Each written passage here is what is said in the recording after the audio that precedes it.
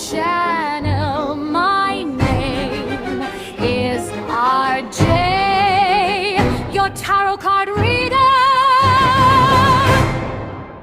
Take what resonates and leave those not for others. Watch on your own risk. Hello my dear Taurus! Good morning! Magandang umaga po sa ating lahat. At kung hindi mo naman po umaga na papanood or napapakinggan ang ating reading, ikaw po ay binabati ko ng magandang tanghali, magandang hapon, at magandang gabi. Medyo matagal-tagal din po simula nung tayo ay gumawa ng reading na ganito, which is yung ating pong first 15 days and second half of the month. Medyo nagpahinga po tayo dito and nag-focus tayo sa daily reading, okay?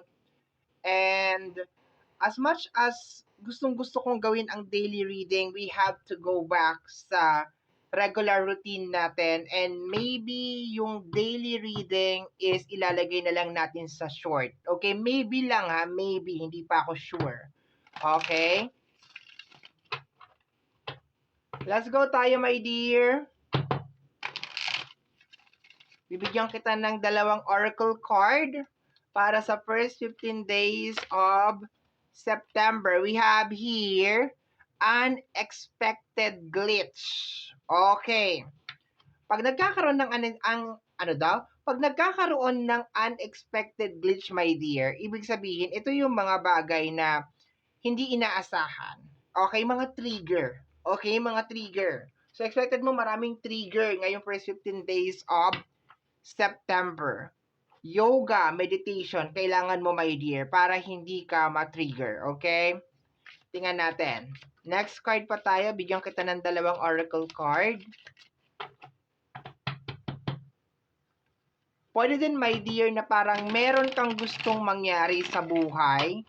Kasi nakita ko dito sa baba, meron nakalagay frustration. Okay? Meron kang gustong mangyari sa buhay and gustong-gusto mo na talaga siyang mangyari. Okay? So, relax, my dear Taurus. Relax. Pwede din gamitin sa'yo ng ibang tao to, sa totoo lang. Pag nakita nila, pwede nilang gamitin sa'yo to, my dear. Pag nakita nila na madali ka ma-trigger, di ba? May certain frustration sa'yo, pwede nilang gamitin sa'yo yon. Kaya it's always good to relax. Okay. Unbothered. Okay, I like the combination ng ating tarot, ng ating oracle card. Unbothered, okay? May mga tao, my dear, na sasadyain nila na gumawa ng eksena ngayong first 15 days of September. They will try to do some mga bagay na posibleng magpainis sa'yo, magpabuisit sa'yo, my dear, okay? Mga bagay na normally yung mga gumagawa nito is yung mga taong kakilala mo rin eh. Mga tao na alam yung mga trigger points mo. Pero kagaya nga ng sinasabi ko kanina, relax lang my dear Taurus. You are okay, you are fine. You are fine, okay ka. If just in case meron ka mga bagay na gustong mangyari and hindi pa siya nangyayari as of this moment, maging consistent ka lang talaga sa mga bagay na ginagawa mo. Kahit hindi mo pa nakikita yung result, maski meron mga unexpected na mga glitch, mga unexpected na pangyayari, okay? Mga pangyayari na hindi natin inaasahan ngayong first 15 days of September, you have to keep on going. And deadma ka dapat. Deadma ka. Deadma sa mga sinasabi ng mga tao, sa mga comment nila sa'yo. Deadma ka, my dear. Focus ka sa goal. You need to focus on the goal. Okay? Focus ka sa goal, my dear Taurus. You need to focus on it. Okay? Kahit na nahihirapan ka na. Alam mo, nararamdaman ko, my dear. For some of you, ha, ito pakiramdam ko lang, mayroon kayong mga problema na malapit na matapos. Hindi siya 1 month na matatapos, hindi siya yung parang bukas tapos na.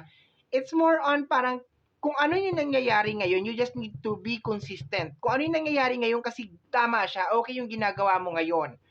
Pero ang nakukuha ko is maliban sa pagod, is meron pang mga energy na gumugulo. Okay? May mga tao na gumagawa sila ng eksena, nagpapapansin, nagpapaepal, whatever. Okay, yun ang nakukuha ko. We have here the Seven of Cups. Okay, ilan to? Okay, 3. Unahin natin yung Seven of Cups, illusion. Okay, illusion. May mga tao or there's some energy. Huwag natin gamitin masyado yung tao. Energy. There is a energy, my dear, sa first 15 days of September na gusto mag-create ng illusion. Hindi mo kaya yan, Taurus. Hindi mo na magagawa yan. The King of Swords. Trying to mess up your brain. Trying to cook your brain, my dear. You are the King of Swords.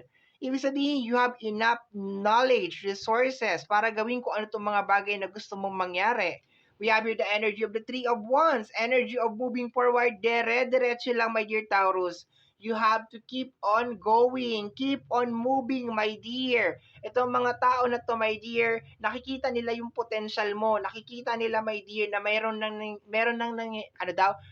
nang nangyayari sa buhay mo. Malamang ikaw baka hindi mo pa nakikita, like, okay, kasi very highlighted lang, my dear, talaga yung pagod, okay? Normally, nagkakaganito ang isang tao pag overwork, overfatigue, okay? And, paano ko ba sasabihin to, my dear? Kailangan talaga, para matapos ang isang bagay, kailangan mo siyang isagad. Yun ang nakukuha ko na energy dito, my dear. Kumbaga parang, yes, nakakapagod siya, pero just imagine na lang it, my dear, na para kang nagwo-workout, para kang nagpapapayat, or para kang nagpapalaki ng muscle, kung whatever it is na ginagawa mo, my dear. And, lagi ka magpupokus dun sa trophy. No, lagi ka magpupokus dun sa trophy, my dear, na okay, may trophy to. Ginagawa mo to for a specific reason, my dear. You have here the energy of the Empress. Okay. This is energy of growth. Marami kang matututunan dito, my dear. Alam mo, yung nangyayari ngayon, my dear, sa'yo, is nasa kalagitnaan ka ng journey mo sa buhay na paalis ka na sa isang cycle. Yun ang nakukuha ko, my dear. Paalis ka na sa isang cycle. As in, konting-konti na lang talaga, my dear. Nararamdaman ko talaga, I can feel it. As in, konting-konti na lang matatapos na yung struggle mo, yung problema mo. And you just need to keep on moving. Kailangan mo bumangon everyday. Kinakailangan mo lumaban everyday. And wag mong pansinin. Wag mong pansinin ang naninira sa'yo. Wag mong pansinin itong mga tao na to. Yan, yung nasa background, yung mga nag-aaway, yung mga gumagawa ng mga eksena, deadmahin mo sila. 'Di ba? Kasi ang gusto lang mangyari yan, my dear, gumagawa lang yan sila ng eksena para magkaroon ng glitch. Okay, para ma-trigger ka, para magalit ka, para mag-give up ka, para ma-burn out ka, para ma-stress ka. Yan ang ginagawa nila, my dear. That's what they're doing. Relax. Kailangan mag-develop ka ngayon ng calm attitude. Okay? Detach from negativity. Ayan, nakasulat na, my dear, oh. Not my drama. It's not my drama. It's not for me. Okay, hindi ako kasali dyan. Problema mo yan. Yung ganun, my dear. Okay? Focus ka, my dear. Focus ka. Patience. Ayan, oh. May nakalagay na patience. Okay?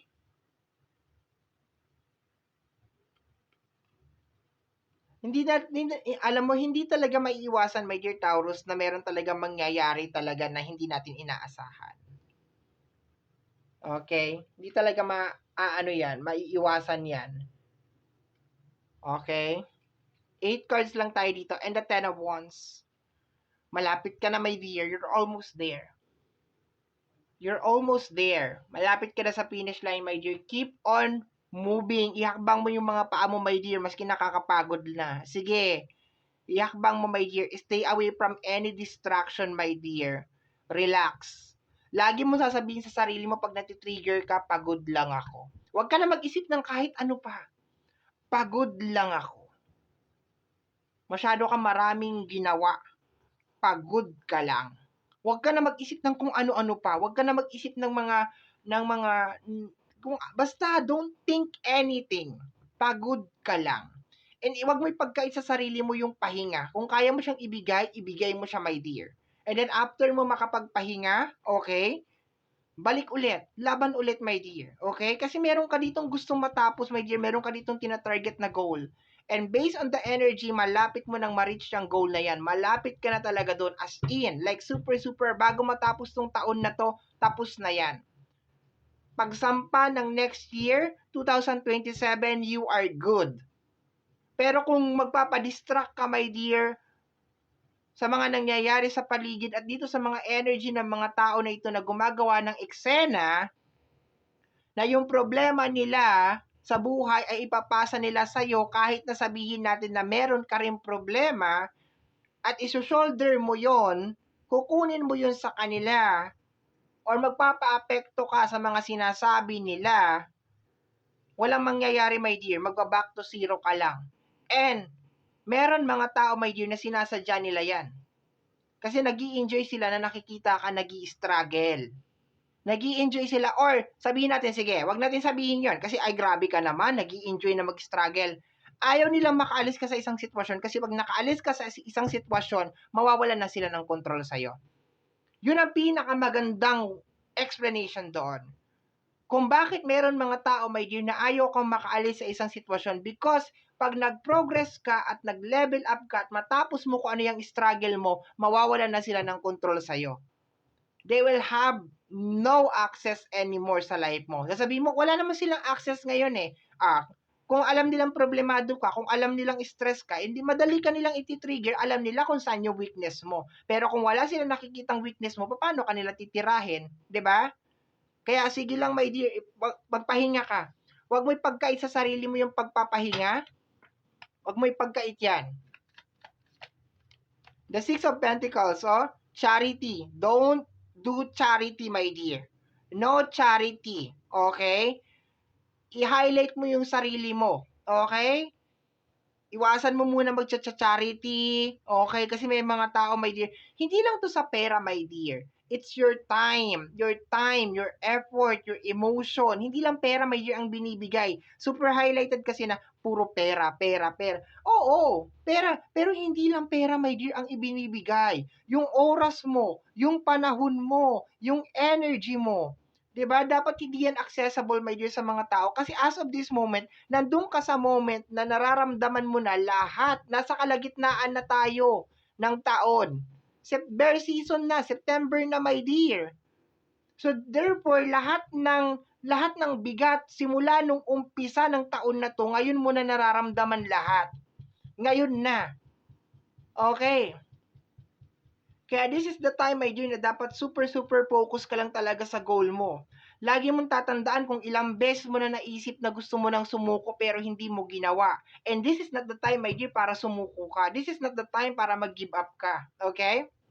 We have the energy of the Six of Swords. Slowly but surely, my dear.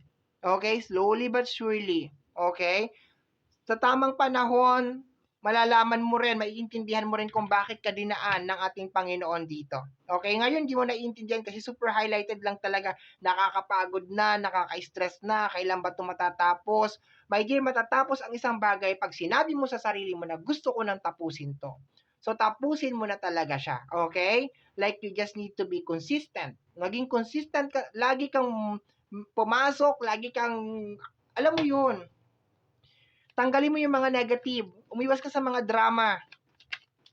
The Page of Cups. Learn how to control your emotion. Maturity. Hindi lahat ng away kailangan nandoon ka. 'Di ba? Hindi ka nakagaya ng dati, my dear Taurus. Hindi na lahat dapat pinapatulan mo. Hindi lahat ng sinasabi. Dapat, ito pa nakukuha ko na download, my dear. Mas kilala mo ang sarili mo kumpara sa kanila. Itong mga tao na to, pwede nilang sabihin lahat sa'yo. Pwede ka nilang husgahan. Pwede ka nilang pagtawanan. Pero walang ibang higit na nakakakilala sa'yo kung hindi ikaw at ikaw lamang. Okay? We have here the energy of the Three of Pentacles. Okay, this is energy of collaboration. Hindi ko sinasabing ikat mo sila, my dear, pero maging mapamili ka sa mga tao na makakatulong talaga sa'yo para maabot mo. Doon ka, my dear, sa mga tao mapapabilis yung gawain mo. Hindi dun sa mga tao na mapapabagal yung gawain mo at yung trabaho mo, ha? So, okay naman siya, my dear. Ang malaking problema mo lang ngayong first 15 days of September is kung paano mo ima-manage na i-dedma itong mga ingay sa paligid mo, my dear. At saka kung paano mo makukumbinsi yung sarili mo na pagod ka lang at wala nang iba pang nangyayari, okay? You are just like drained and lahat ng energy from nitong mga nakaraang buwan simula nung January, February, March, ngayon mo talaga nararamdaman lahat 'yan. Kasi bakit? Malapit ka na sa finish line.